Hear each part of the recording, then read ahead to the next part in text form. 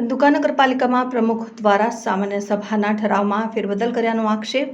ધંધુકા નગરપાલિકા ખાતે 28મી માર્ચ 2025ના રોજ સામાન્ય સભા બોલાવવામાં આવી હતી, જેમાં કુલ 6 મુદ્દાઓ આવરી લેવામાં આવ્યા હતા, જેનો એજન્ડા તારીખ 21મી માર્ચ 2025ના રોજ રજૂ કરાયા હતા. અમદાવાદ જિલ્લાના ધંધુકા નગરપાલિકાના તાજેતરના પ્રમુખ દ્વારા સામાન્ય સભાના ઠરાવમાં ફેરબદલ કર્યાના આક્ષેપ ધંધુકા કોંગ્રેસ યુવક પ્રમુખ અને પાલિકા સદસ્ય મોહમ્મદ રઝા ઝુલ્ફિકાર અલી સૈયદ દ્વારા કરવામાં આવ્યા છે.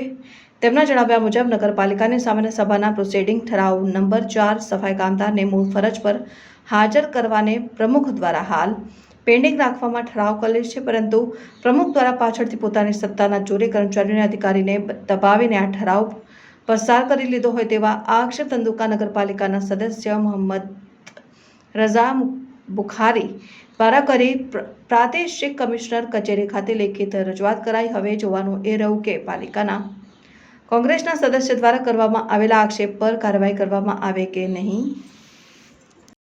મારું નામ બુખારી મોહમ્મદ રજા છે. હું ધંધુકા શહેર કોંગ્રેસ સમિતિનો પ્રમુખ સાથે વોર્ડ નંબર 4માં કોર્પોરેટર છું.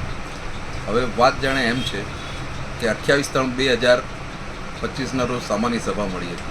સામાન્ય સભાની અંદર સર્વાનુમતે અને પ્રમુખ સ્થાને કર્મચારીના હિત માટેનો એક મુદ્દો હતો.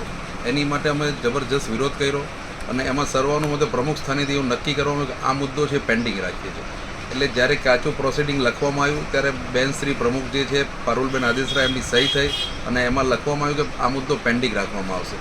એ પછી અમે જ્યારે પ્રોસિડિંગની અમારા સાથી સદસ્ય પ્રોસિડિંગની નકલ માંગી તો છેલ્લે જે મુદ્દો પેન્ડિંગ મૂકવાનો હતો પ્રમુખ સ્થાનેથી જે લેવાયો હતો એ મુદ્દા ઉપર એમણે ફરીથી કર્મચારીને પ્રેશરાઇઝ કરી અને એ મુદ્દો લેવામાં આવ્યો છે. એની સામે અમે કલમ 258 મુજબ RCM સાહેબમાં રજૂઆત કરવામાં આવી છે અને RCM સાહેબે અમને ખાતરી આપી છે કે આ મુદ્દા ઉપર ઘટતું કરીશું અને અમે આની માટે જે કંઈ લડત આવવી પડે કાયદાકીય લડત આપવા માટે સક્ષમ છે. સાથે સાથે મારા સાથી કોર્પોરેટર જે અપક્ષના છે વધુભાઈ, એમણે બજેટ ઉપર એક RCM સાહેબની અંદર 258ની કલમ ઉપર રજૂઆત કરી છે. એટલે એમાં પણ કંઈક નવા જૂની થશે એમાં એવા એધાણ છે.